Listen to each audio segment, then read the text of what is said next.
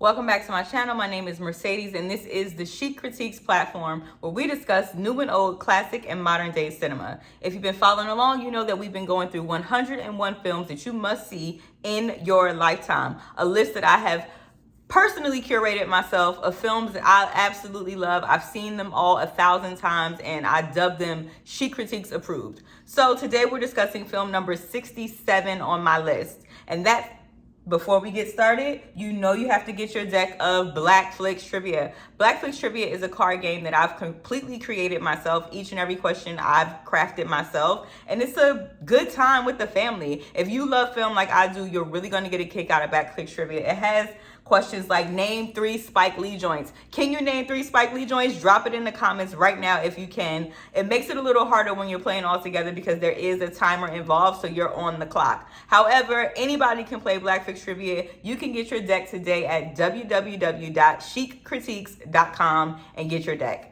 Alrighty? Number 67 today on my list of 101 films that you must see in your lifetime. It's actually going to be a random one from the deck here. So let's choose a random selection that I should be able to talk about off the cuff. So let's go.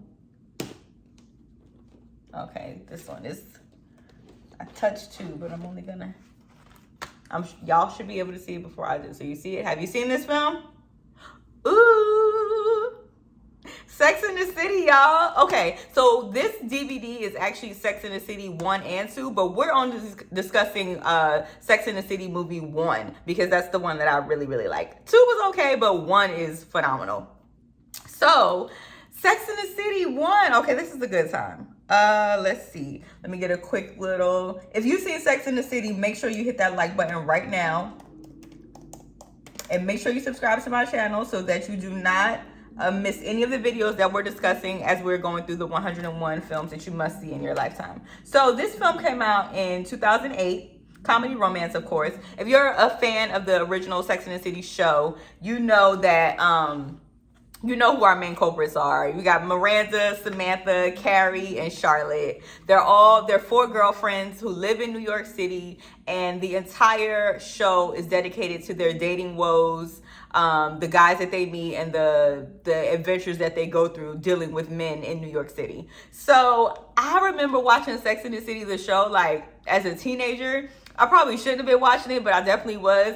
And I was just so captivated by the women in the show. Like, they were empowered. They were owning who their sexuality. They were vibrant and young and free and drank Cosmos and lived in New York City and had these fabulous jobs. Charlotte was an art gallery director. Carrie was this amazing journalist who had her own column in the paper. Samantha was a PR person who knew all the celebrities and got them in all the hot events. And Miranda was this flashy lawyer who was just like climbing the ladder and always getting better with each and every year. These women were literally crafted to just take over the world, like especially New York City. So, and the dating woes that they went through were hilarious. Like, you wouldn't have never heard stories other than the story that they went through dealing with men in New York City was just hilarious. So I was a huge fan of the show. And when the show went off, me and a friend of mine, we our hearts broke when the show went off. But then when we found out they were coming out with a movie, the movie came out in 2008, and it gave us everything we were looking for in a Sex and the City movie. I'm talking just the fashion. The fashion. Can we talk about the fashion? Sex and the City, the show, the movie, and now the new show, Just Like That on HBO, is the fashions are just... each one of these women have their own style, their own unique style, and they own it. And they just, oh my God, they do so well with the fashions. Anyway, the first movie, it had our regular culprits in it, as well as, what's his name? John, the guy who plays Mr. Big. His name is Chris Noth.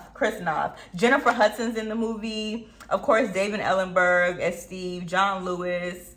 Let's see. I said Jennifer Hudson. Good. First of all, it's just a good film, y'all. The wedding. Oh my God, the wedding. The wedding that never happens. Carrie got all dolled up for this wedding, y'all, and Big left her at the altar. Can you believe that? After all these years, she been riding for this man. All these years, standing by him. She stood beside him. She told her friends that this was it for her. Big is it for her. And somehow in the mix, I don't know what the situation was, but Big left her at the altar, y'all. Oh my God.